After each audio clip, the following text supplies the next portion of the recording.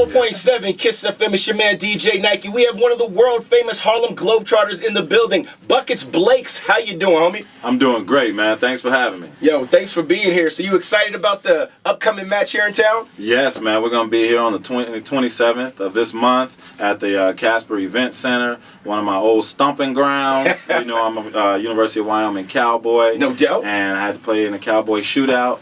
Did real well. Got MVP of the Cowboy Shootout. Had fun. All right. Now, you were talking about your stats a little bit earlier. So what did you actually lead the Pokes win? I led the team in rebounds my junior year.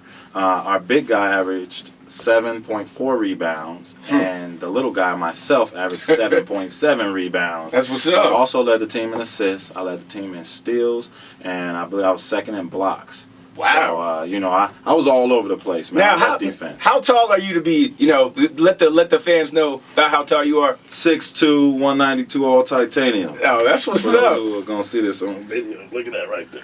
And leading the team in blocks at just 6'2"? Second in blocks. Second in blocks? Yes. Then I'm going to have to, you know, I'm going to actually be on the opposing team going up against you guys, so I'll have to remember not to lose you with the head fakes. Yeah, you're going to have to use the up fake for sure, because I might fall for it, because I do love to block shots. All right. Well, I don't play that good anyway, so we'll just see what happens. We're going to be out there having some fun. Now, how long have you been with the Globetrotters? This is my 12th season. Right. You know, having a lot of fun. I played in the CBA, played in the NBA Developmental League, and I played in Europe before I became a Globetrotter. Definitely by far my best basketball and life experience I've ever had. I've been to 74 countries since I've been on the team. Had a chance to influence kids with our ABCs of Bullying Prevention program. We do our summer skills basketball clinics, ages 6 to 12. So, man, what a great experience and a great way to give back. And that's why, you know, I love being a Globetrotter. With those other teams that I played for, I wasn't able to give back as much. Now, that ABC's a bullying program, what exactly does that stand for?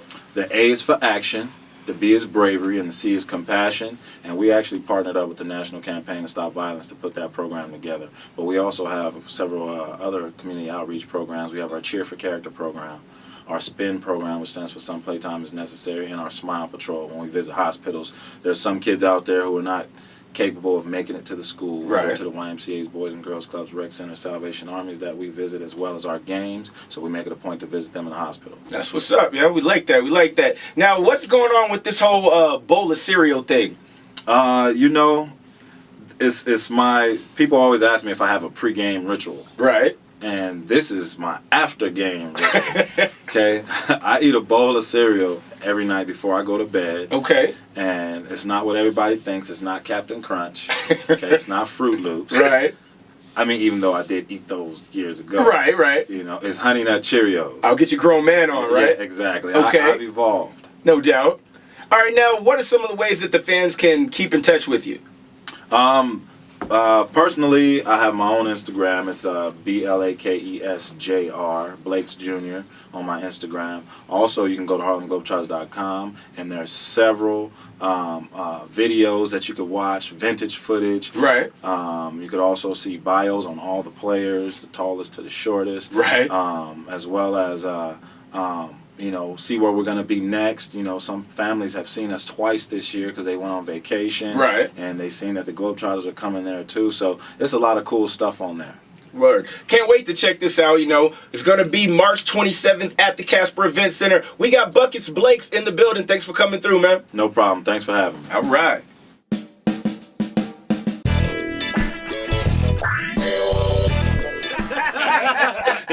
You know what? He got set up. Yeah. You got set up. Thank you. Thank you. Yes, you got set up nicely, You know man. what? It's crazy because when you do stuff, you know, it's funny how when I put these kids in, you can see, like, and these are 6-year-olds. Right. You know, and I'll make them shoot. Okay, like, listen, this is the last day of camp. I got 2 wristbands left. I'm going to give them to the winner of this free throw competition. Right. And so I let them all knock each other out till there's 2 left. Mm-hmm. And then I'm like, hey, rock, paper, scissors, see who go first, best out of 3. Right. Or whoever wins can pick. Right? The person who wins always picks the other person to go first to shoot the free throw. Right.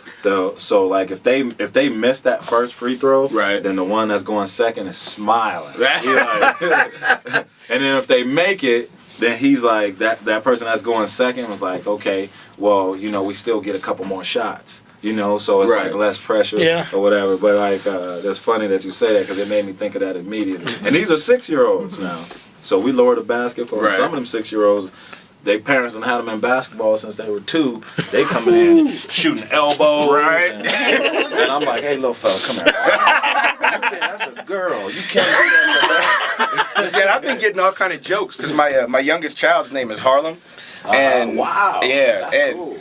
And when everybody found out that I was, actually playing on the opposing team, so they was like, "You gonna get a picture with your kids?" And I didn't even think about it. I was like, "Well," because that wasn't why I named them that. But I was like, "Yeah, I probably should try and do that." You know what I mean? The Harlem Globetrotters are originally from Chicago, not Harlem, New York. I did not know that. Okay, and I'll tell you why. So it's some great history and some trivia for you. In the late 20s. All right. In the late 20s and early 30s. Blacks or African Americans are not allowed to play in white-only leagues. Right. So in Chicago, they played at this place called the Savoy Ballroom in downtown Chicago. These 5 African American guys was playing down there, and a Jewish promoter by the name of Abe Saperstein seen them playing, and he thought they were awesome. So he took them around barnstorming, and barnstorming meant playing anybody who wanted to play them for money. Right. So they started beating teams in the Chicago area, and then eventually outside the Chicago area, making a huge name for themselves. As a great basketball team. And Abe Saperstein wanted everyone to know it was an all-African-American team. Right. And at that time, Harlem Renaissance was making its way, where the black arts and entertainment started to emerge. It was the epicenter of black culture. So anytime you mentioned Harlem in the late 20s and early 30s, it was synonymous with African-Americans all over the United States. Right. When you said Harlem around that time in any state outside of New York, people thought of African Americans. So that's why he called them Harlem. And Globetrotters was just a marketing scheme. He wanted everybody to believe we were world famous at that time when we only played around the Chicago area. But now we've been to 122 countries and territories in our 88-year history. So just a little awesome. Did you get that? Is it still going? It's recording. That's all. Yeah, that's why I told him. Thank you. Yes, definitely. So man, I did not know that. That's good awesome stuff for you guys, man. Yes, yeah. I've had kids. Every kid that I had did do a book report on the Globetrotters. Right. I've gotten A's. I bet. Wow. Yeah, because we got a couple books and we got some video out there. It's called The Team That Changed the World. Right. I got the old black and white movie Go Man Go from the Globetrotters back in the day.